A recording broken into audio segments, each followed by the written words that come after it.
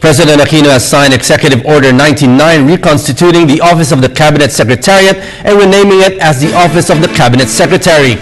Deputy Presidential Spokesperson Abigail Valdez said the Office of the Cabinet Secretary is an integral part of the Office of the President for the effective integration and implementation of the programs of the Aquino administration.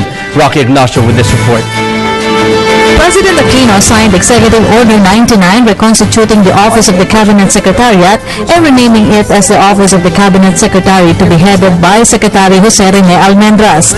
The Executive Order underlines the powers and functions of the Cabinet Secretary as coordinator and integrator of the initiatives of the Aquino administration.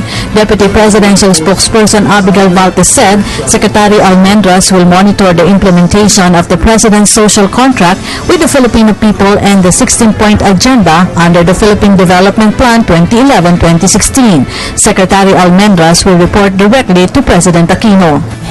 Under Section 2A, to facilitate the identification of a list of priority areas and outcome-based targets in the social contract and the Philippine Development Plan, as we had earlier mentioned, in consultation with the Cabinet clusters for final approval of the President. B, to recommend to the President an annual detailed and measurable performance and projects roadmap that will facilitate outputs of the targets against priorities in coordination with other concerned agencies. The Cabinet Secretary will also ensure the timely execution and will monitor the significant impact of the targets under the annual performance and projects roadmap and to realign targets if necessary. Fourth, the Cabinet Secretary will also represent the President in meetings and other fora in order to expedite interagency action towards the achievement of the targets as agreed upon in the roadmap. But Malacanang clarified that the Office of the Cabinet Secretary has no authority to evaluate any cabinet member's performance.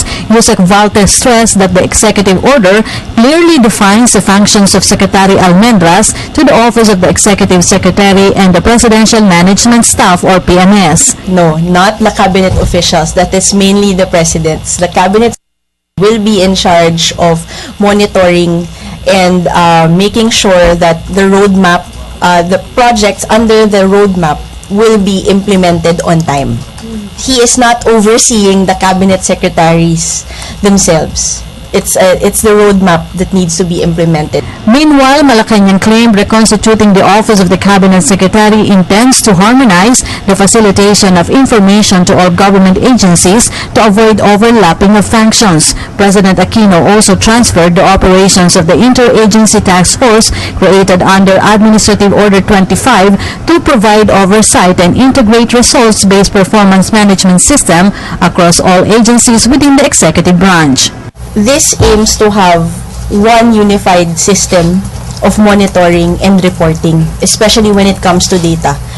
That is something that we all need to get to fix, actually. Kasi in reportings, every agency has its own reporting system and that has to be harmonized with a unified system. And that's under AO 25. For the People's Television, Rocky Ignacio.